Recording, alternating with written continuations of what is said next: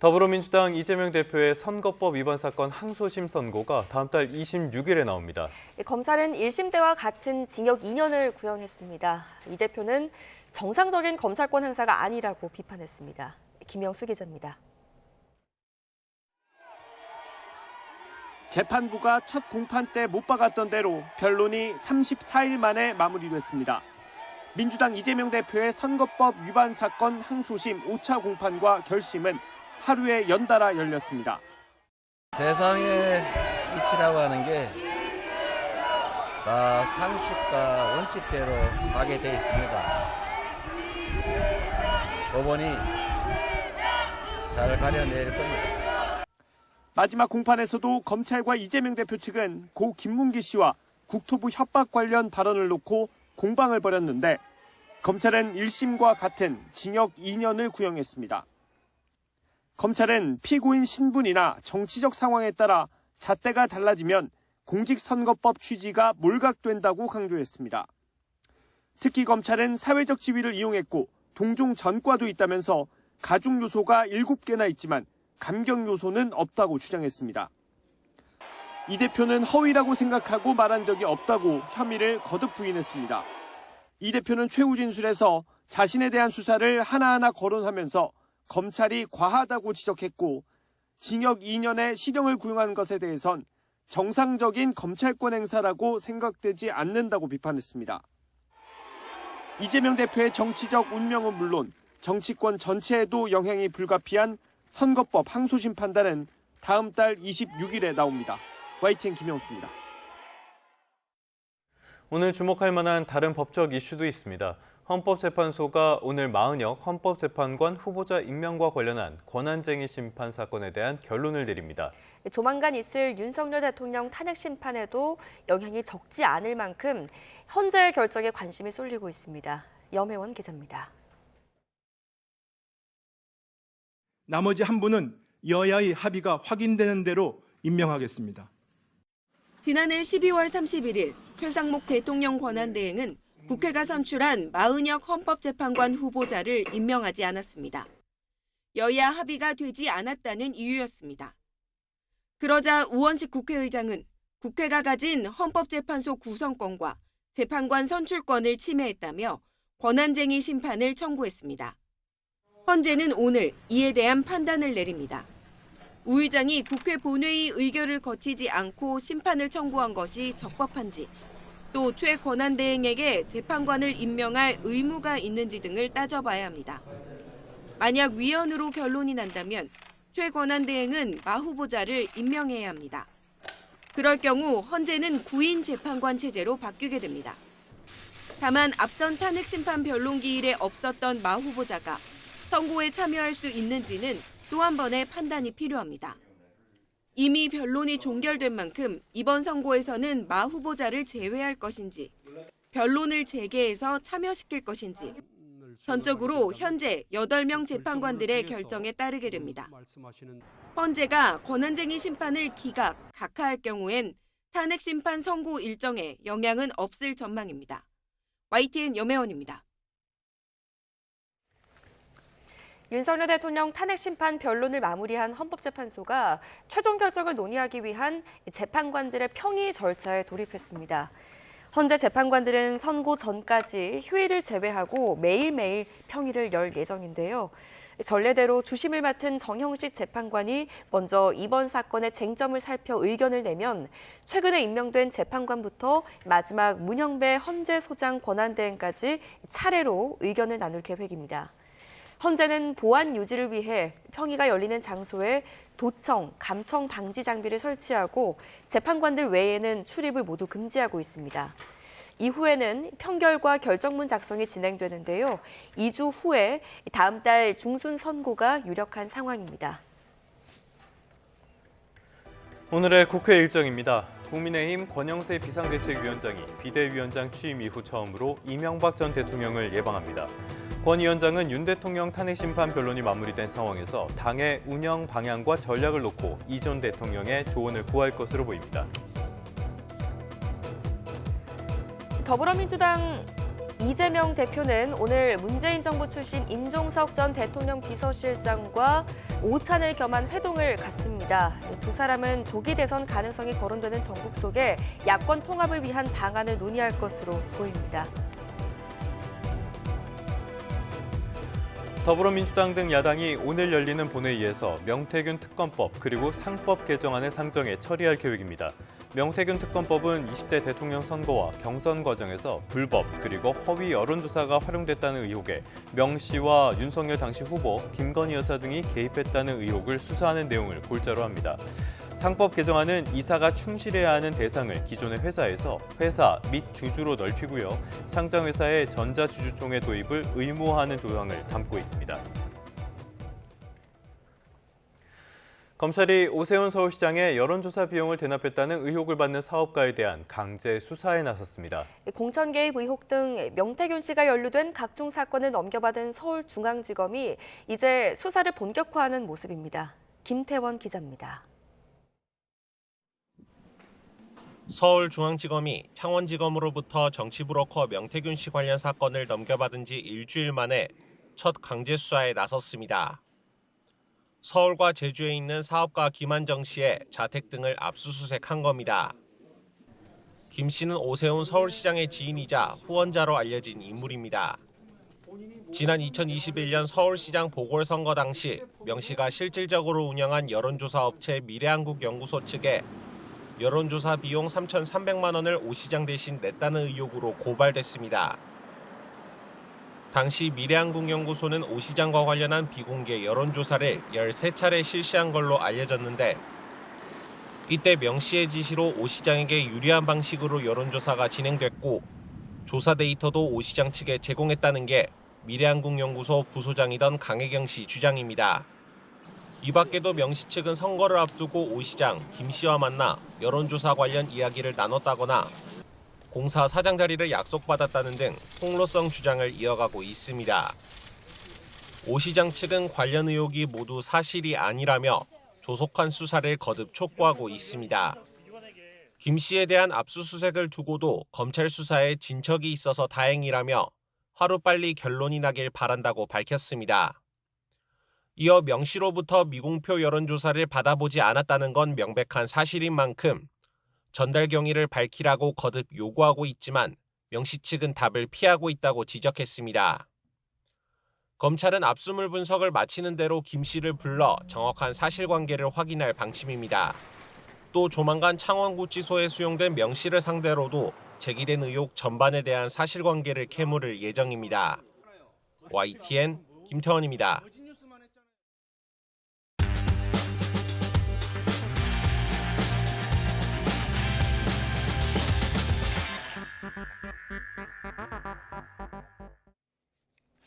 (2월 27일) 목요일 스타트 브리핑 시작합니다. 먼저 한국일보입니다. 제주항공 여객기 참사와 에어부산 여객기 화재, 그리고 그제 발생한 서울 세종고속도로 공사 현장 교량 붕괴까지 한 달에 한 번꼴로 대형 사고가 터지면서 국민들의 불안도 커지고 있습니다. 구체적인 원인은 각각 다르지만 공통적인 요인에 엔데믹의 여파가 있는 건 아닌지 짚어보는 기사입니다. 국토교통부는 최근 3개월 동안 중앙사고수습본부, 사고대책본부를 3차례나 꾸렸습니다. 항공 참사와 화재, 교량 붕괴 등 대형 사고가 매달 한 번씩 발생했던 셈입니다. 이 사고들의 공통점이 있는데 좀 아이러니합니다. 관련 안전 규정이 매우 엄격한 분야란 점입니다. 즉, 규정은 엄격한데 규제가 느슨하게 운영됐을 수도 있고요. 사각지대가 있을 수도 있습니다. 그리고 또 주목할 만한 점 하나, 항공과 건설 모두 코로나19 시기에 가장 위축됐던 산업들이란 겁니다. 엔데믹으로 수요가 폭발하면서 안전은 뒷전으로 밀렸을 거란 분석이 나옵니다. 늘어난 수요에 비해서 기술자나 인력이 부족해 사고가 일어났을 수 있다는 해석입니다. 소 잃고 외양간 고치기 전에 소를 잃지 않는 게 더 좋겠죠. 전문가들은 사고 예방에 더 많은 예산과 인력을 투입해야 한다고 조언합니다.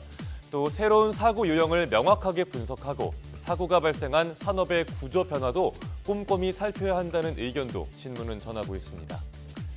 다음 조선일보입니다. 1%대 성장을 받아들여야 하는 게 우리의 실력이다. 이창용 한국은행 총재 이 말, 한국 경제의 현주소를 보여주는 발언으로 화제가 됐습니다. 혁신이 부족하고 노동 생산성도 떨어진다는 지적이 나오는데요.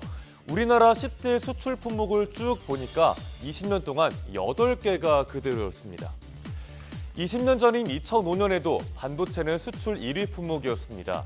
반도체 수출이 부진하면 수출 전체와 경기가 출렁일 수밖에 없는 구조입니다. 또 컴퓨터가 빠지고 가전제품이 새로 들어간 정도를 빼면 10대 품목에는 거의 변화가 없었습니다. 제조업에 의존하는 구조가 되면서 산업의 역동성이 떨어지고 있다는 의미가 되겠죠.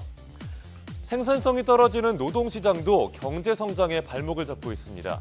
한국의 주당 평균 근로시간은 OECD 6위, 하지만 시간당 노동 생산성은 51달러로 37개국 중에 26위입니다. 즉 한국이 다른 선진국보다 덜 생산적으로 더 오래 일하고 있거나 산업 구조가 저부가 가치에 치중돼 있다는 얘기입니다. 이창용 총재는 더 높은 성장을 하려면 어렵더라도 구조조정을 해야 한다고 했습니다. 하지만 누군가는 꼭 희생되고 고통을 겪어야 하는 과정이죠. 사회적인 대타협 없이는 구조조정이 어려워 보인다는 지적도 함께 나오고 있습니다. 마지막 국민일보입니다. 수출액 10억 달러 고지를 바라보며 검은 반도체로 불리는 김. 올라간 위상과 함께 마트에선 금값이 되는데 산지에선 헐값이라고 합니다. 김 빠진 어민들이 애써 키운 김을 바다에 내다버리는 상황이라고 하는데 왜 이런 일이 벌어지는 건지 보시죠. 지난해 10월부터 김 양식장엔 어느 때보다 풍년이 들었습니다. 정부도 김 수출 1조 원 시대를 이어가겠다며 김 양식장을 대폭 늘렸습니다. 여기에 무허가 양식장까지 우후죽순 늘어나며 김 생산량은 폭증했는데요. 문제는 마른 김 생산 가공업체가 공급량을 따라가지 못했던 겁니다. 늘어난 양식업자에 비해서 가공업체는 부족해지고 어가들이 피해를 떠안게 된 거죠. 갈 곳을 잃은 물김의 산지 가격은 작년보다 52% 떨어지며 폭락했습니다. 물김은 보관 기간도 짧습니다. 지난해 10월부터 이달 7일까지 폐기량만 해도 거의 5,700톤입니다. 정부가 생산량 예측과 유통 관리에 실패했다는 지적도 나오고 있습니다. 소비자들과 만나는 마른 김의 가격은 여전히 비싸서 괴리가 있고요. 기후변화 때문에 해마다 작황이 어떨지 예측이 점점 어려워지는데 기업들은 이에 대비한 장기 프로젝트로 김 육상 양식 연구 개발에 나서는 중입니다. 다만 아직 대부분이 초기 단계라 업계에선 상용화까지는 수년이 걸릴 걸로 보고 있습니다. 2월 27일 아침 신문 살펴봤습니다. 지금까지 스타트 브리핑이었습니다.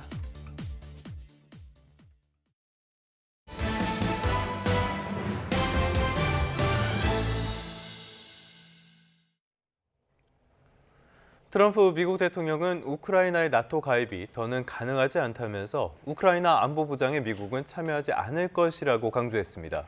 유럽연합은 미국을 망치기 위해 결성된 조직이라고 주장하며 유럽연합에 대한 25% 관세 부과가 임박했다고 경고했습니다. 워싱턴 권준기 특파원입니다. 트럼프 대통령은 우크라이나의 나토 가입은 이제 잊으라며 가능성을 일축했습니다. 전후 우크라이나에 대한 안전보장도 미국은 빠질 거라고 말했습니다. I'm not going to make security guarantees beyond very much. We're going to have Europe do that because it's in, we're talking about Europe is their next door neighbor. 유럽연합에 대한 25% 관세 부과가 매우 임박했다며 특히 자동차 수입에 큰 타격을 줄 거라고 경고했습니다. 애초에 유럽연합이 만들어진 건 미국을 망치기 위해서라며 과거 미국이 적극 도왔던 유럽연합 결성의 역사를 부정했습니다. Let's be honest. The European Union was formed in order to screw the United States. That's the purpose of it. And they've done a good job of it, but now I'm president. 다른 나라가 보복 관세로 대응하면 어떻게 할 건지 기자 질문에는 결국 승자는 미국이 될 거라며 해볼 테면 해보라고 답했습니다. We are the pot of gold. We're the one that everybody wants. And they can retaliate, but it cannot be a successful retaliation because we just go cold turkey. We don't buy anymore. And if that happens, we win.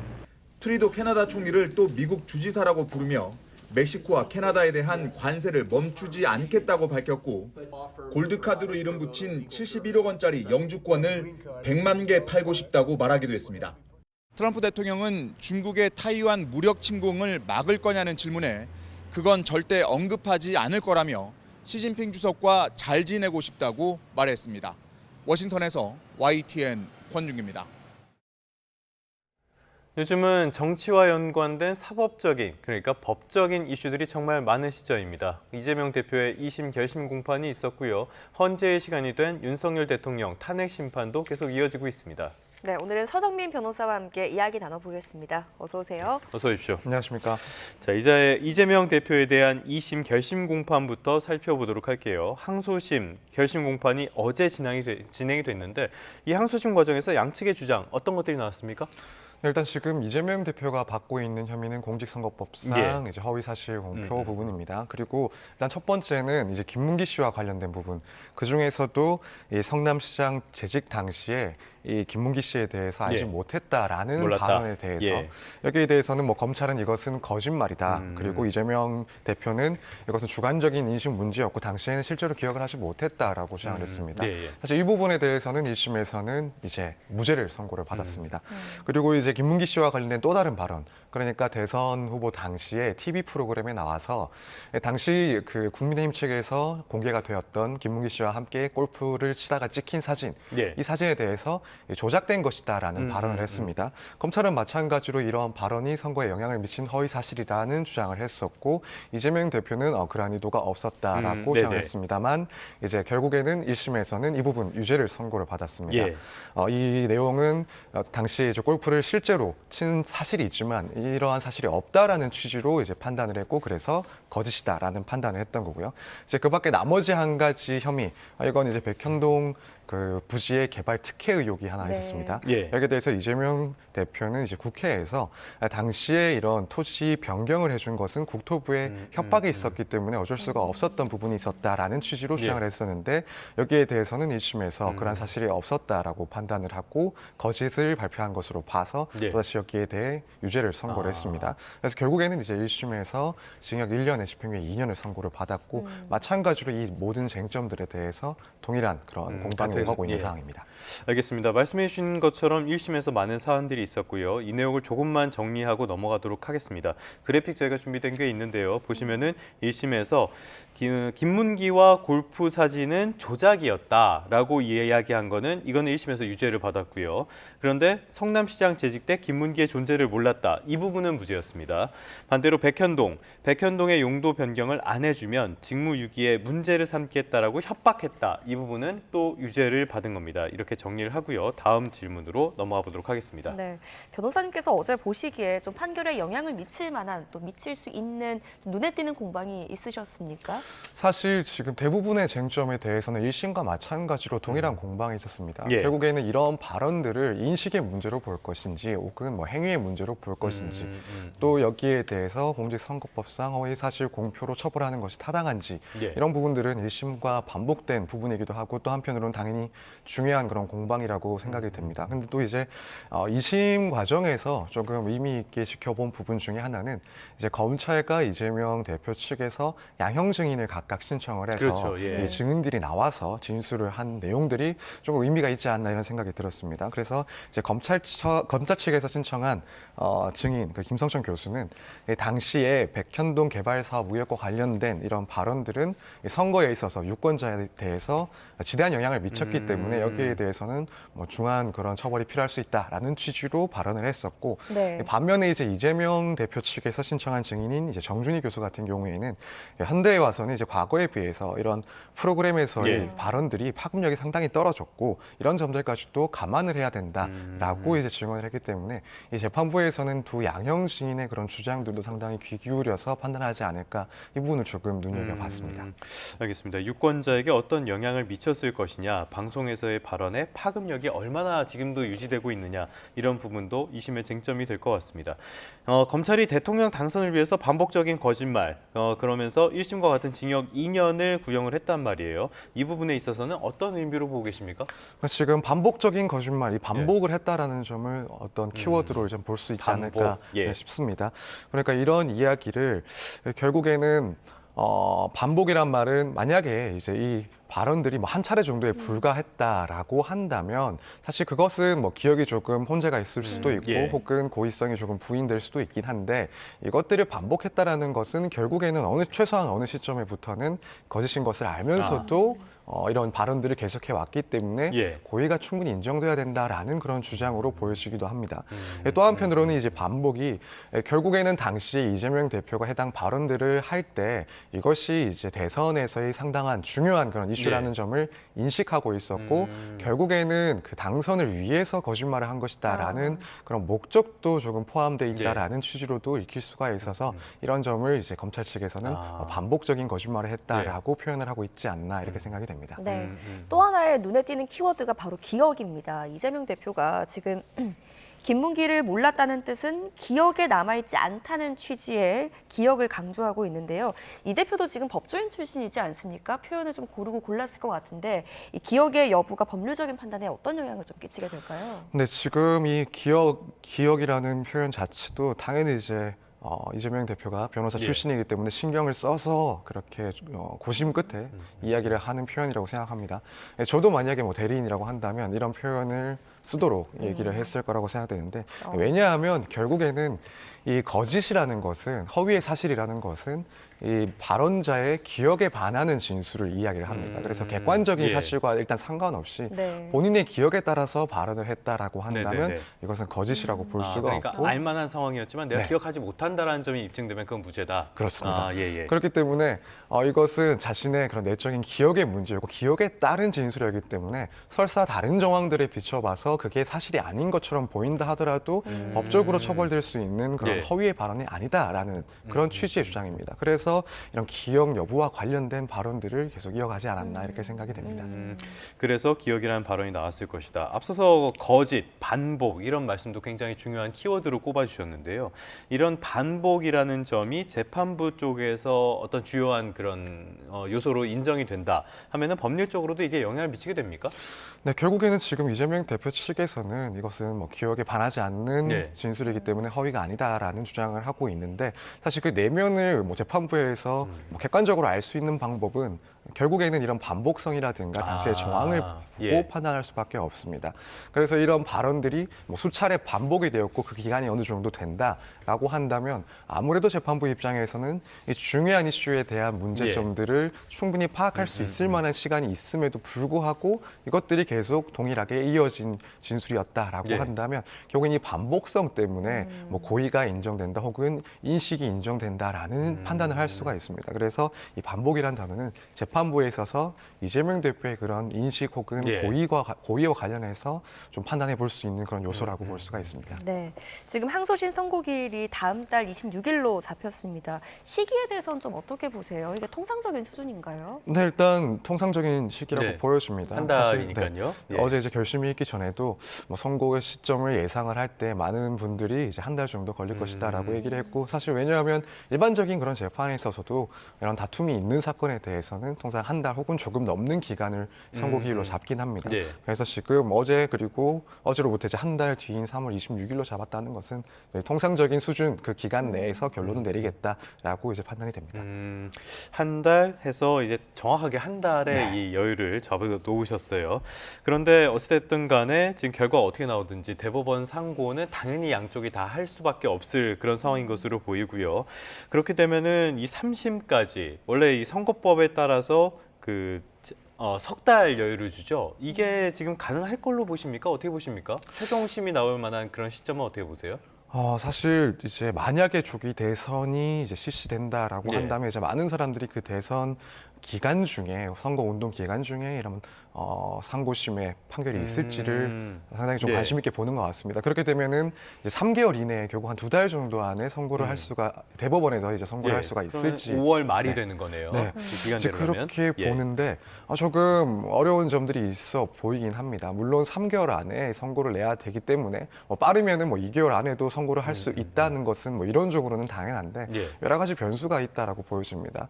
우선 지금 이 쟁점들은 무척 간단하게는 보이긴 하지만 다만 이제 실제로 법률상의 해석을 어떻게 할지에 대해서는 상고심에서도 고민을 할 부분이 아닌가 생각이 되고 이제 또 하나는 실제로 이제 이후에 만약에 이재명 대표가 2심에서 유죄를 그대로 선고를 받고 예. 상고를 하게 된다. 그러면은 이제 이 소송 기록들이 2심에서 3심으로 넘어가게 되는 그 기간이 있습니다. 예. 그리고 이 소송 기록들을 이 대법원에서 받게 되면 소송 기록 접수 통지라는 것을 이재명 대표에게 보내게 됩니다. 예, 예. 근데 이 시점이 중요한 것은 이제 피고인 입장에서는 그 통지를 받았을 때로부터 해서 20일이라는 기간 동안 내가 상고한 이유를 의견서로 제출하게 됩니다. 20일 안에요. 그래서 예. 이 의견서가 결국에는 제출이 돼야 본격적인 심리가 시작이 된다라고 볼 수가 있는데 2심에서 사실 이재명 대표가 이 1심에서 2심으로 넘어갈 때 그 소송 기록 접수 통지를 상당히 좀 지연해서 받은 상황이 있습니다. 그렇죠. 그렇게 되면은 이제 그 이유서를 제출해야 되는 기간이 또 뒤로 늘어나기 때문에 소송의 시간이 조금 더 걸리는 건데 마찬가지로 이제 상고심에서 그러니까 3심 과정에서도 이런 소송 기록 접수 통지를 받는 것을 늦춘다라고 한다면은 그만큼 시간이 또 뒤로 늦춰질 수가 있습니다. 그래서 이제 이재명 대표의 입장을 결국에는 지켜봐야 되긴 하겠지만 예. 이런 변수들 때문에 사실상 이제 뭐 2개월 안에 판결을 내리는 것은 조금 어렵지 않을까라는 생각이 조금 드는 상황입니다. 네네. 네. 이 민주당에서는 지금 이재명 대표의 사법 리스크에도 굉장히 적극적으로 방어에 나선 것 같습니다. 대통령이 되면 죄송합니다. 네, 형사재판이 정지된다는 취지의 헌법 84조를 거론하던데 이게 어떤 내용입니까? 네, 지금 헌법 84조는 대통령이 재직 중에 이제 내란 혹은 외환죄를 포함하지 않는 다른 범죄로 이제 문제가 될 경우에는 형사상의 소출을 받지 않는다는 규정입니다. 그러니까 기소가 되지 않는다는 예. 규정인데 지금 뭐 이재명 대표 측에서는 만약이라도 조기 대선이 실시가 되고 또 이재명 대표가 대통령으로 당선이 된다면 이 규정의 취지에 따라서 현재 진행 중인 재판은 정지가 되는 것이 맞다라는 주장입니다. 그렇지만 여기에 대해서 사실 논란이 있긴 합니다. 네. 지금 해당 규정은 일단 그 엄격하게 해석을 하자면 대통령 중에 범한 죄를 지은 경우에는 기소되지 않는다라는 것이고 대통령 이전에 대통령이 되기 이전의 범죄 혹은 기소가 돼서 재판 중인 사건에 대해서는 규정을 명백하게 하고 있는 것은 아닙니다. 그래서 여기에 대해서 일부 견해는 이 해당 규정의 취지를 살려서 그렇다면 대통령이 국정을 운영하는 데 있어서 이런 위험 요소들을 피하기 위한 규정이다라고 해석을 한다면 이미 진행 중이던 재판도 정지가 돼야 된다라는 의견이 있고 한편으로는 이제 이 규정 자체를 엄격하게 해석을 해서 이미 기소가 돼서 진행 중인 재판은 그대로 선고까지도 할 수 있다라는 그런 의견들이 상당히 뭐 제가 봤을 때는 좀 팽팽하게 대립되고 있는 것 같습니다. 그래서 뭐 지금 이재명 대표 측에서는 그런 상황을 가정해서 이 규정을 뭐 기소가 된 이미 재판 진행 중인 것도 멈춘다라는 취지의 주장을 하고 있는 것으로 보이는데 만약 그런 상황이 발생하게 된다라고 한다면 여기에 대해서도 논란이 상당히 있지 않을까 예상이 되는 상황입니다. 참 이게 전례가 없는 일이라서 어떤 판단이 나올지 굉장히 궁금해지긴 하는데 일단은 뭐 여러 가지 가정들이 있으니까요. 그 부분은 어떻게 되는지 지켜보도록 하고요. 그럼 만약에 이런 가정들이 다 현실이 돼서 이제 조기 대선이 이루어지고 이재명 대표가 대통령이 되고 그리고 불소추 특권이 있기 때문에 재임 중에는 재판이 이루어지지 않는다라고 가정하면은 임기가 끝난 다음에 어떻게 되는 겁니까? 그렇다면은 다시 이제 임기가 끝났을 때는 해당 규정에 적용될 여지가 전혀 없어지기 때문에 혹시라도 멈춰있던 재판이 있다라고 한다면 다시 그 재판은 다시 그러니까 이런 지금 혐의들은 대통령 당선 이전에 있었던 그런 문제들이기 때문에 시간만 멈춰 있는 거고 기간이 끝나게 되면은 다시 재판은 진행이 되게 됩니다. 알겠습니다. 일각에서는 공직선거법 266조도 거론을 하는데 이거는 뭡니까? 네, 지금 공직선거법 266조 같은 경우에는 이 선거 범죄로 인해서 뭐 100만 원 이상의 벌금형을 선고받을 경우에는 그 피선거권이 박탈되는 그 규정을 두고 있습니다. 그렇기 때문에 이제 만약 이재명 대표가 조기 대선이 실시됐을 때 그 과정에서 100만 원 이상의 벌금형이 확정이 된다라고 한다면 애초에 대통령으로 출마할 자격 자체를 박탈하게 되는 것이고 혹시라도 대통령이 됐을 때 또 그러고 나서 기존의 이 공직선거법을 위반 등을 포함한 재판이 확정이 된다. 그래서 진행이 돼서 대법원 선고까지가 나온다라고 한다면 이미 이제 당선된 상황이라 하더라도 결국에는 그 당선이 무효가 되는 그런 문제가 발생하게 됩니다. 뭐 그렇기 때문에 앞서 있었던 재판이 정지가 되느냐 마느냐 이 논란들이 계속 있는 상황이고요. 네, 알겠습니다. 어쨌든 2심 결과가 나와 봐야지 알 수 있는 일이고요. 만약에 이제 상고로 가도 대법의 선고는 대선 이후에 될 것이다라는 전망이 나오던데 어떻게 보세요? 네, 일단 그럴 가능성이 충분히 있지 않나 생각이 듭니다. 앞서 설명 설명을 드린 것처럼 예. 물론 뭐 3개월 안에 재판을 해야 되는 것이 원칙이긴 하지만 실제로 지금 상황을 봤을 때 이 3개월 안에 이루어질 수 있을지도 의문이긴 하고 또 한편으로는 뭐 설사 3개월 안에 선고를 한다 하더라도 그것이 이미 대선이 종료된 이후일 가능성도 분명히 존재합니다. 그렇기 때문에 뭐 따지자면은 가능성을 따지자면 충분히 이런 대선이 끝난 이후에 선고가 날 가능성도 있지 않나 이렇게 생각이 됩니다. 네. 알겠습니다. 역시 사법이 굉장한 정치권의 변수로 작용하고 있는 시점이 아닌가 싶습니다. 이제는 헌법재판소로 가보도록 하겠습니다. 정확하게는 윤석열 대통령의 탄핵 심판 어떻게 진행되는지 이 부분을 봐야 될 것 같은데요. 매일 평일을 한다고 해요. 회의라는 말도 있는데 왜 평이라는 어려운 용어를 쓰는지 잘 모르겠습니다만 매일 진행한다고 하죠. 어떤 것들을 논의하게 되는 겁니까? 네, 결국에는 이제 이 윤 대통령의 탄핵 사유가 인정이 되는지 여부에 대해서 예. 재판관들이 쟁점들을 일단 먼저 검토를 하고 각 쟁점에 맞는 의견들을 서로 토론을 하면서 의견을 도출하는 과정이 됩니다. 그래서 일단 뭐 각각의 그런 재판관들이 뭐 순서는 이제 지금 주심 재판관이 먼저 자신의 의견을 밝히고 예. 그다음 재판관들의 순서 그리고 이제 헌법재판소장 권한 대행의 순서로 이런 의견들을 밝히게 되는데 결국에는 지금까지 이제 문제가 되어 왔던 그런 탄핵 소추 사유가 인정되는지 여기에 대해서 뭐 거의 매일 동안 아마 집중적으로 그리고 상당히 상세하게 토론을 하고 의견을 나누지 않을까 이렇게 예상이 되는 상황입니다. 네, 심판 결과에는 또 크게 세 가지의 변수가 지금 꼽히고 있던데요. 마은혁 재판관의 임명 보류에 대한 권한쟁의 심판 결과도 있고요. 또 전원 합의가 이뤄질 것이냐. 또 다른 탄핵 심판들도 있지 않습니까? 한 가지씩 좀 짚어보겠습니다. 먼저 오늘 대형 이슈인데요. 마은혁 재판관 후보자 이야기입니다. 헌재가 오늘 최상목 권한대행의 마 후보자 임명 보류에 대한 권한쟁의 심판 결과를 내리죠. 네, 그렇습니다. 지금 이제 현재 8인의 이제 재판관들이 헌법재판관으로 구성이 되어 있고 나머지 한 명인 이제 마은혁 후보자가 과연 재판관으로 임명될 수 있을 것인지 여부가 결정이 될 수 있는 그런 상황입니다. 물론 여기에 대해서 지금 결과 예측은 상당히 어려운 편인 것 같긴 합니다. 일단 인용될 것이냐, 기각될 것이냐 이 부분도 뭐 지켜봐야 될 문제이긴 하지만 또 한편으로는 지금 뭐 아예 부적법한 그런 권한쟁의 심판 청구가 아닌가라는 문제도 있어서 각하될 가능성도 분명히 존재는 한다라고 보는데 그거는 어떤 면에서 그렇게 얘기가 나오는 거죠? 지금 우원식 이제 국회의장이 국회를 대표해서 이 권한쟁의 심판을 청구를 했습니다. 근데 문제는 이 권한쟁의 심판 청구를 하면서 별도로 이제 국회 의결을 따로 거치지는 않았기 때문에 지금 문제가 제기된 상황입니다. 그래서 지금 피청구인 측 그러니까 이제 최권한대행 측에서는 이때도 당연히 국회의 그런 표결을 거쳤어야 함에도 불구하고 국회의 한 구성원에 불과한 국회의장이 국회의 권한에 대해서 권한쟁의 심판한 것은 적법하지 못하다. 그래서 내용을 따질 것도 없이 절차적인 문제가 있었기 때문에 각하되어야 된다라는 주장이고 당연히 이제 지금 우원식 국회의장 그리고 국회 측에서는 국회의장으로서 국회를 대표할 수 있는 권한이 있다라고 봐야 될 것이기 때문에 표결 유무는 상관이 없다라는 주장이긴 합니다. 그래서 이 점은 사실 과거에도 국회의원이 국회의 권한을 침해했다라는 주장을 하면서 권한쟁의 심판을 청구했을 때 각하된 사례들이 있기 때문에 물론 지금 차이는 국회의원이냐 국회의장이냐의 차이가 있는 부분이긴 해서 헌법재판소에서 어떻게 판단을 할지는 상당히 좀 눈여겨볼 부분이라고 보여지고 뭐 그래서 일단은 각하될 가능성도 배제는 할 수 없다라는 그런 전망을 하고 있는 상황입니다. 그래서 이제 뭐 이어가자면은 결국 만약 뭐 인용이 된다라고 한다면 이제 마은혁 후보자가 결국 이 판단에 따라서 재판관으로 임명될 가능성이 무척 높아지는 거죠. 그렇겠죠. 근데 그렇게 되면 이제 윤 대통령 탄핵 심판에 과연 관여를 할 것인가 여부에 따라서 이 탄핵 심판의 선고 기일에 조금 변수가 될 수가 있습니다.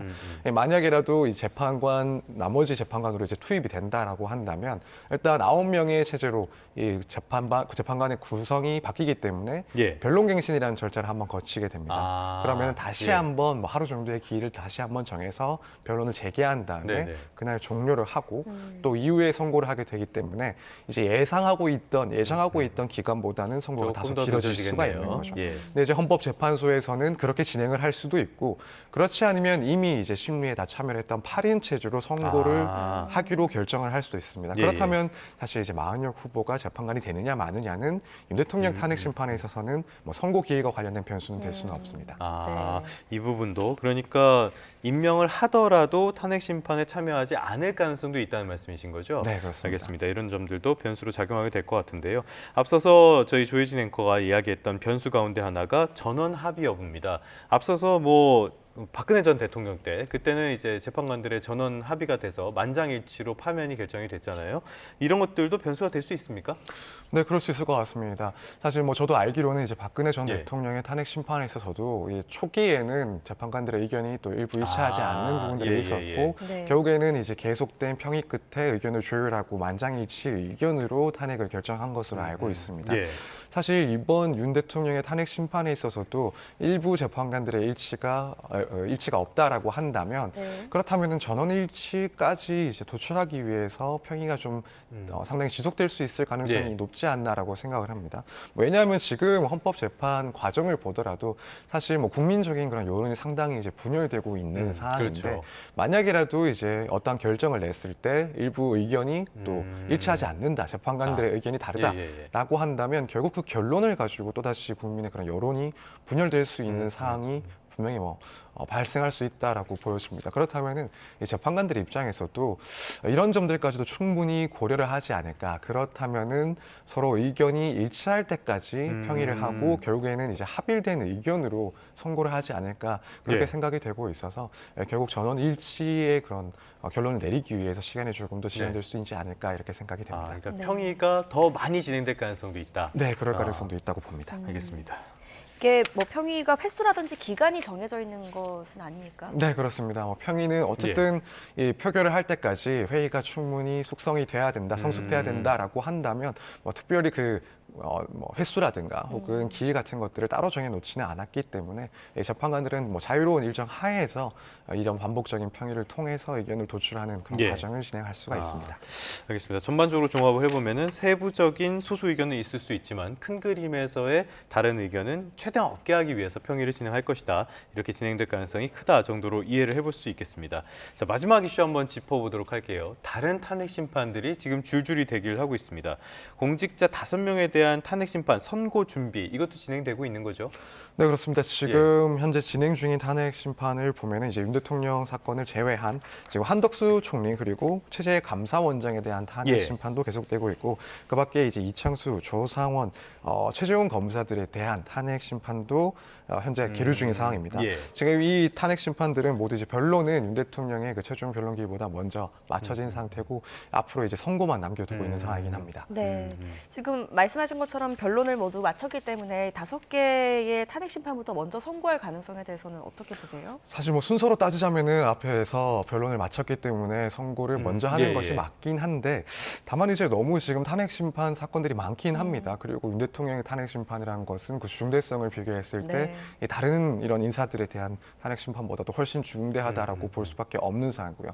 그리고 이제 헌법재판소에서도 사실 이런 탄핵 심판 진행과 관련해서 앞서 이제 윤 대통령 측에서 문제 제기를 했을 때 그러니까 그렇죠. 예. 다른 이미 먼저 접수된 탄핵 심판들을 먼저 처리를 해야 예. 된다라는 주장을 했을 때도 헌법재판소는 이제 사안의 중대성 또 국정 공백의 그런 위험 문제 때문에 윤 대통령의 사건을 가장 우선적으로 처리할 수밖에 없다라는 입장을 밝혀왔고요. 그렇다면은 사실 이런 윤 대통령의 탄핵 심판까지 포함한 6개의 사건을 제한된 기간 내에 사실 빨리 처리하는 것은 상당히 어렵지 않나라는 점까지 고려를 한다면 뭐 일부에 대해서는 뭐 간단한 사건에 대해서는 먼저 탄핵 선고, 예. 탄핵 여부를 판단할 수도 있긴 하겠지만 그럼에도 불구하고 이제 윤 대통령의 사건을 가장 우선적으로 판단을 하지 않을까 이렇게 생각을 하고 있습니다. 그럼 윤 대통령의 탄핵 사건을 우선적으로 판단한다는 거, 이거는 다른 탄핵 심판들의 어떤 그 평의 같은 것들이 계속 이어진다고 가정을 하더라도 윤 대통령의 결론이 내려지는 것에 그렇게 일정상으로 큰 영향을 미칠 가능성은 없다라고 봐도 되는 겁니까? 네, 저는 그렇게 생각을 하고 있습니다. 물론 뭐 헌법재판소에서 이 일정에 대해서 어떻게 일정을 정하고 있는지는 알 수 없는 부분이긴 하지만 뭐 일단 개인적인 생각으로는 결국에는 윤 대통령의 선고 시점을 어느 정도 예정을 하고 있는 상황에서 예. 그 안에 뭐 일부 다른 인사들에 대한 탄핵 심판을 할 수 있다면 함께 처리를 하거나 먼저 처리를 하겠지만 다른 사건들 때문에 이제 윤 대통령의 그런 탄핵 여부 결정에 대한 선고를 늦추지는 않을 것 같다라고 일단 예. 생각을 하고 있습니다. 네. 앞서 짚어봤던 여러 가지 좀 변수들을 다 종합을 해봤을 때 조심스럽지만 선고 시기는 어떻게 전망을 하십니까? 일단 뭐 대세의 그런 의견과 저도 생각이 일치를 하고 있는 예. 상황입니다. 네. 다들 3월 중순 정도까지는 3월 중순. 결론이 예. 나지 않을까라고 예상을 하고 있고 저 역시도 마찬가지입니다. 뭐 이 경우에는 과거의 탄핵 심판들이 얼마나 걸렸는지 선고까지 이런 것들을 고려했을 때 그래도 이제 2주 안에는 선고를 했던 것으로 이제 알고 있기 때문에 그렇게 네. 선고 일정을 잡지 않을까. 그렇다면 조금 여유 있게 본다 하더라도 결국에는 3월 중순까지는 선고를 하지 않을까 이렇게 예. 예상을 하고 있습니다. 그래서 지금 여의도에서는 3월 14일 전후로 결과가 나오지 않겠냐 이런 전망들이 많은 것 같은데요. 이 우리가 나오는 시점 얼마나 평의가 얼마나 길어졌고 선고까지 시간이 걸렸냐 이 부분을 보면은 결론까지 내는데 많은 이견들이 있었다 이런 것들도 예측해 볼 수가 있겠네요. 이 결과로. 그럴 수 있을 것 같습니다. 물론 뭐 이 점을 뭐 헌법재판소에서 공개를 한다면 더 명확히 알 수 있긴 하지만 이제 만약이라도 예상되는 시간보다 조금 더 길어진다라고 한다면 이제 재판관들 입장에서 이제 이 결론에 대한 의견들이 조금 불일치하고 이걸 또 통합하기 위한 시간들이 더 필요하지 않았나 이런 예상을 해볼 수 있지 않을까 이렇게 생각이 됩니다. 네, 헌법재판관들이 이 모든 평의 내용은 비공개로 또 진행한다고 하니까요. 저희는 이제부터 헌재의 시간을 기다려보는 수밖에 없을 것 같습니다. 오늘 여기까지 듣겠습니다. 서정빈 변호사와 함께했습니다. 잘 들었습니다. 고맙습니다. 감사합니다.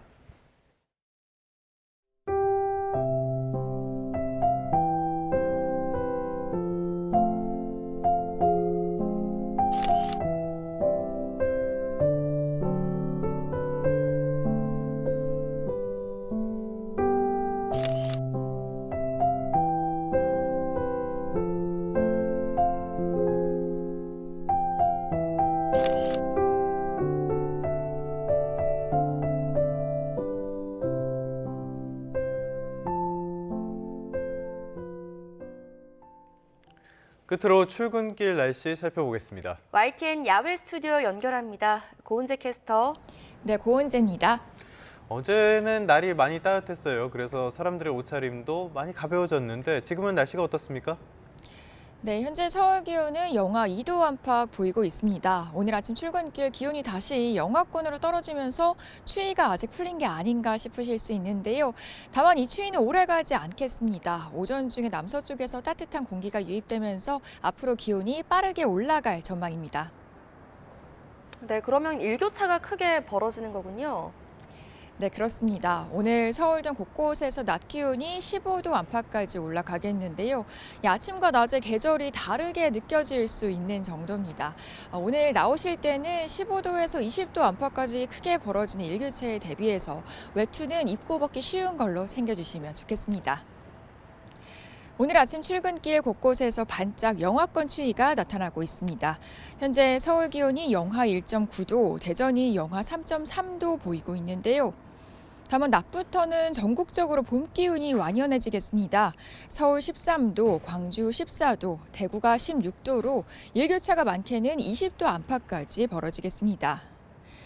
오늘도 전국 하늘은 대체로 맑겠습니다. 늦은 오후부터는 제주도에, 밤부터는 전남 서해안에도 점차 비가 시작되겠지만 양이 많지 않겠는데요. 연일 메마른 날씨에 높은 기온이 더해지면서 건조함은 더 심해지겠습니다. 특히 동해안에는 건조경보가 내려진 가운데 바람도 강해서 불이 번지기 쉽겠습니다. 어제 유입됐던 황사와 스모그는 밤사이 모두 해소됐고요. 현재 제주도에만 스모그가 일부 잔류하고 있습니다. 다만 오후부터 서울 등 중부지방에는 스모그가 추가로 유입되겠는데요. 점차 초미세먼지 농도가 나쁨 수준으로 짙어지겠습니다. 추위가 물러나자 어김없이 미세먼지가 기승입니다. 오늘 오후부터 스모그가 유입되는 서울 등 중부지방에서는 내일까지도 공기가 탁할 것으로 보이는데요. 호흡기 약하신 분들은 나오실 때 꼭 미세먼지용 마스크 챙겨주시면 좋겠습니다.